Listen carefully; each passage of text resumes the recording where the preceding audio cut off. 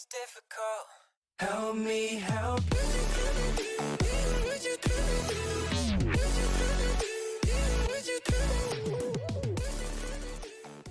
Salut les amis, j'espère que vous allez bien. Bon, un peu de nouvelles sur le moteur. J'ai pas fait grand chose, toujours en attente de pièces. Petite bricole que j'ai faite, donc j'ai changé la visserie des bobines. Voilà, celle-là c'est la définitive. Et puis je lui ai fabriqué un petit pare-chaleur. Je tenais à laisser les bobines apparentes, ça fait un petit style sympa. Donc j'ai récupéré le cache d'origine, j'en ai plusieurs sous le coude. Donc il y en a un que j'ai découpé, donc j'ai gardé la partie support au milieu pour conserver les deux pattes de fixation d'origine.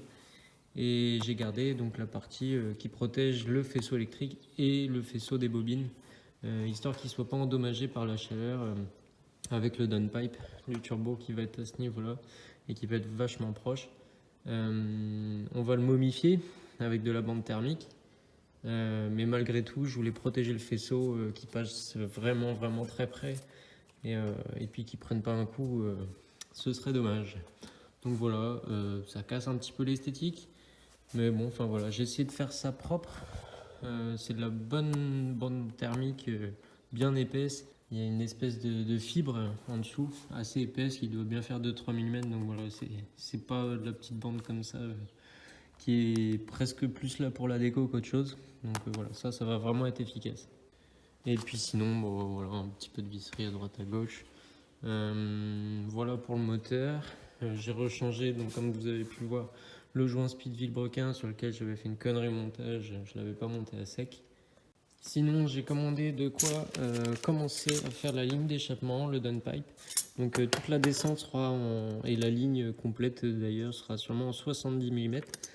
Donc voilà, avec ce qu'il faut en collier. J'ai pris un autre collier V-band pour avoir un downpipe démontable.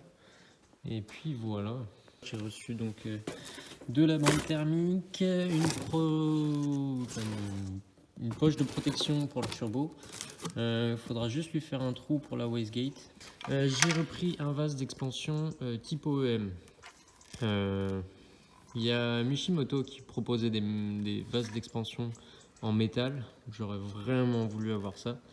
Sauf que ils coûtent une blinde et puis ils sont surtout plus dispo depuis plusieurs mois et je suis pas sûr qu'ils soient refaits d'ici peu.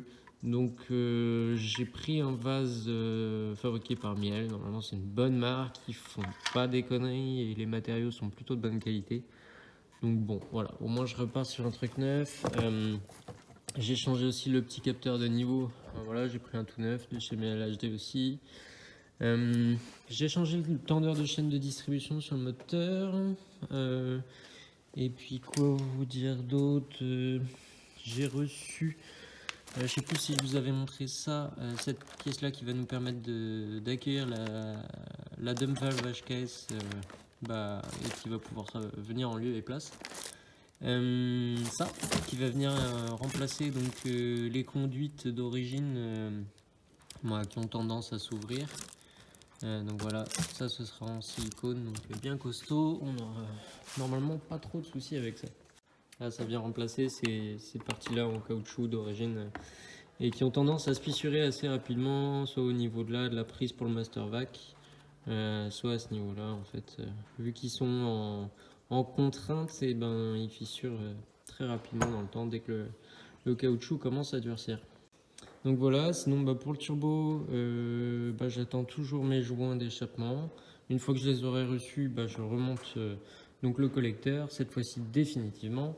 Et puis après, je vais pouvoir commencer à regarder, pouvoir couper mon flexible pour le retour d'huile à la bonne longueur, etc. Ça va pouvoir avancer un peu. Autre petite chose que je vais pouvoir faire, c'est monter les nouveaux supports moteurs parce qu'il faut qu'ils soient en place pour accueillir le bloc. Et puis également démonter la ligne d'échappement parce qu'elle va plus nous embêter qu'autre chose. Et seul élément que je garderai, ce sera le silencieux final. Et tout le reste de la ligne, ça va passer en 70 et je vais la faire moi-même en inox, histoire de faire quelque chose de propre. Des petites nouvelles au niveau de la boîte. Du coup, donc j'ai percé en M3. Donc c'est tout petit, mais ça suffit. De toute façon, il n'y aura aucun effort sur cette vis-là. Ça sera simplement pour éviter la rotation de l'écrou. Là, j'attends juste la bonne vis. Bon, je sais pas si on verra grand chose, ça m'étonnerait que vous verrez, mais Voilà. En tout cas, ça, c'est une bonne chose. Je voulais continuer au niveau des manomètres. Et donc, j'ai cherché un passage entre l'habitacle et le compartiment moteur pour pouvoir faire passer donc mes fils de signal plus et ce tuyau là qui est donc pour la pression de turbo. Donc je me suis servi du passage de câble d'origine que vous voyez là.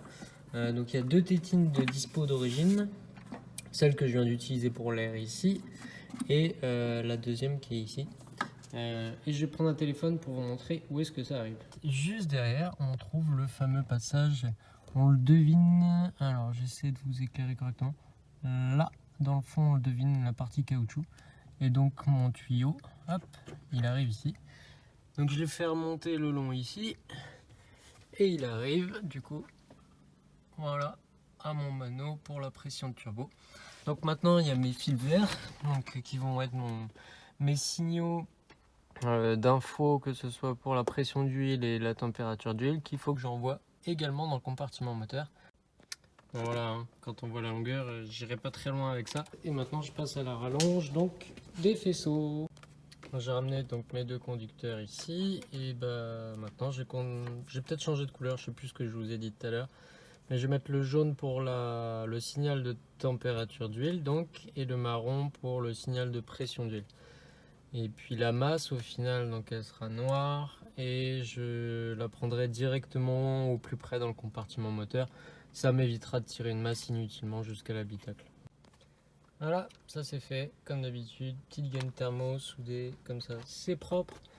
Donc lui, alors vous avez donc ce gros câble là qui arrive avec un connecteur comme ça. Donc celui-là se branche côté mano évidemment.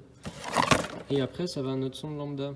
Donc il y a vraiment beaucoup de longueur et avec celui-là on pourra faire tout ce qu'on veut. Donc le but ça va être de le faire passer maintenant. Donc alors à ce niveau-là, j'ai coupé la deuxième tétine qui était libre. Bon maintenant j'essaie de faire passer ça dans notre trou en espérant que ça passe avec le connecteur. C'est un peu juste, mais ça le fait. Voilà, finalement il y aura de la marge autour, donc on va pouvoir même faire passer nos autres conducteurs avec celui-ci finalement.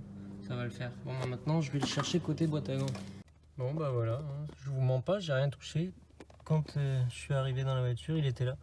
Donc maintenant je vais lui faire suivre le même passage que l'autre pour rejoindre donc le manomètre pour l'AFR donc voilà, il est arrivé jusque là. Je vais le mettre donc à sa place et il n'y aura plus que la lime à faire après. J'ai toujours pas mon interrupteur mais je ferai ça dès que je l'ai. Bon voilà, on aura avancé un petit peu au niveau des manomètres. Tout est là, il n'y aura plus qu'à mettre sur collier proprement dans l'habitacle, attacher les câbles pour pas qu'ils froident, qu'ils s'usent. Pareil pour la conduite, surtout même pour la conduite de pression de turbo, histoire qu'elle ne soit pas percée, ce serait dommage.